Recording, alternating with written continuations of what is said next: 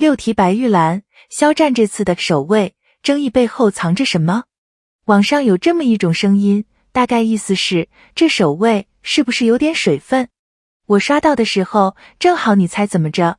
我刚看完《藏海传》的颁奖宣传片，心情还挺好的，结果一拉评论区，类似的疑问就挂在前面，点赞还不低。行，我先说清楚啊，别误会，我没打算上来就跟谁吵。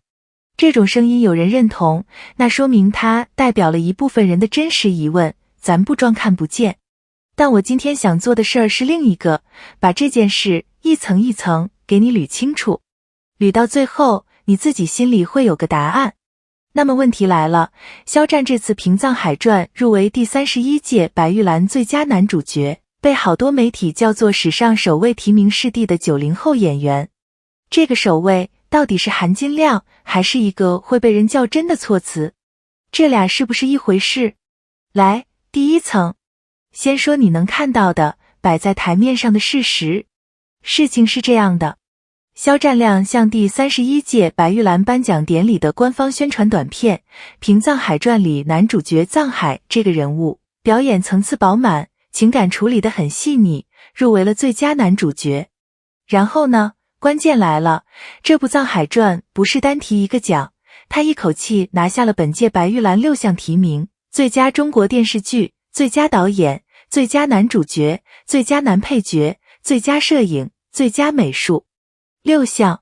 你别小看这个数字，它是本届提名数量排在最前面的剧之一。古装题材在白玉兰这种主流奖项里一直是有点吃亏的，这个我后面会讲为什么。一部古装剧能6题，这本身就是个突破性的出圈。而且你知道吗？白玉兰的评委宁理在被问到肖战、白宇这批90后入围最佳男主角的时候，说了一句话，大意是行业正处在新旧交替，总有一天他们会成为中流砥柱。这是评委，是行业里的人给的评价，分量不轻。说白了，这不是粉丝自嗨，是专业层面的认可。好，这是第一层，你看到的。一个演员，一部6题的剧，一句来自评委的肯定，听起来全是好消息，对吧？那咱们往下挖一层，媒体没怎么跟你细说的那一层。回到那个首位，问题恰恰出在这2个字身上。网上有种声音，我大概给你转述一下啊，不是原话，是个意思。有人说，同龄人里，白宇、彭昱畅他们好像也是90后，印象里也都提名过奖项，那这个首位是不是站不住？这个点，说实话，他不是无理取闹。就拿这届来说，白宇也是90后，也同样入围了最佳男主角。所以首位这个表述，严格抠字眼的话，是存在讨论空间的。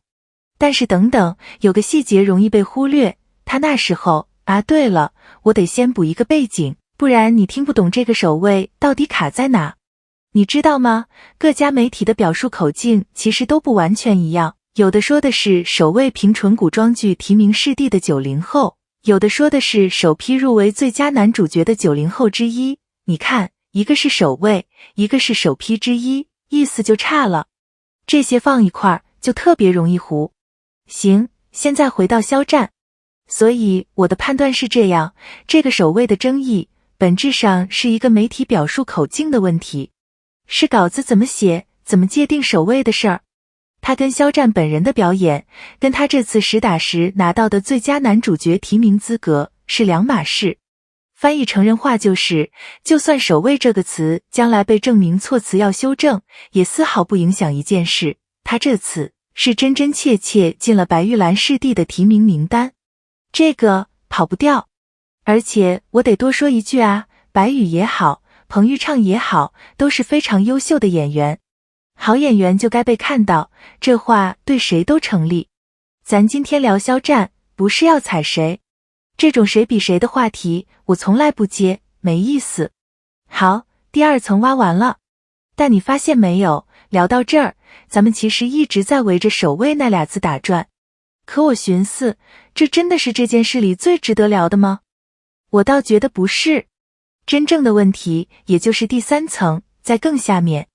真正值得问的是，一个非科班出身的演员，是怎么一步一步走到白玉兰最佳男主角提名这一步的？你想想看，肖战不是科班出身，他是在一众科班专业院校出来的演员中间，一点一点往前蹭，往前挤，往前熬出来的。这条路真的不容易。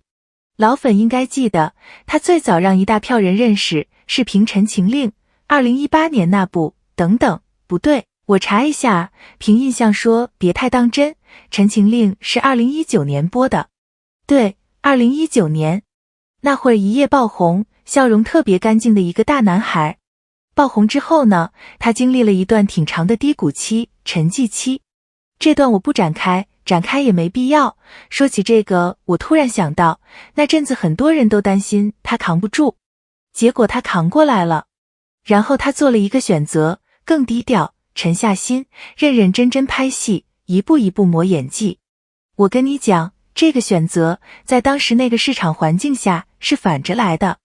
那几年是什么行情？流量、热度、话题度，大家都往那儿冲，内卷的不行。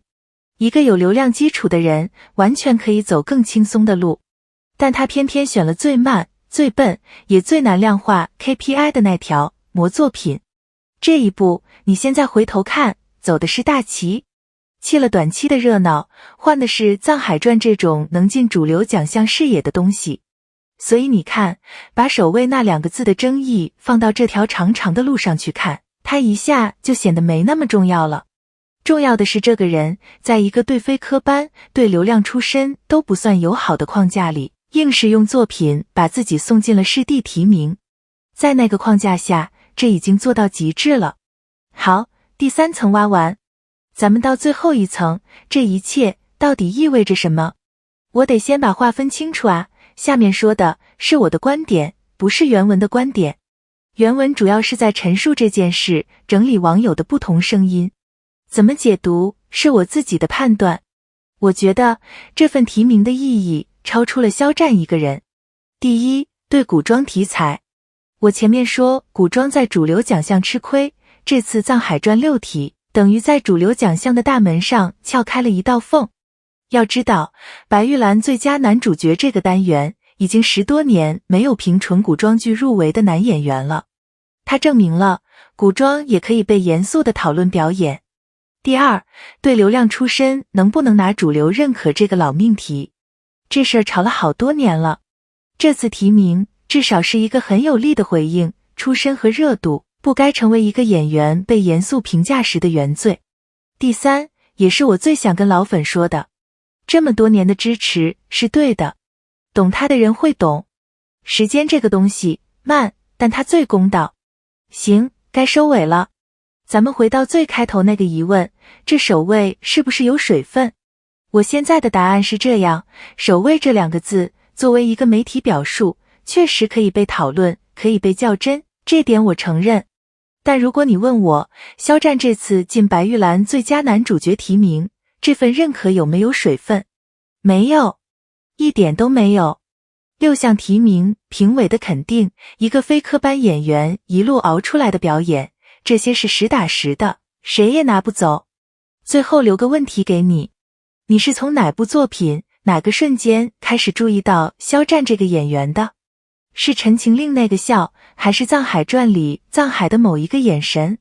评论区告诉我，我一条一条看。咱们下期接着聊。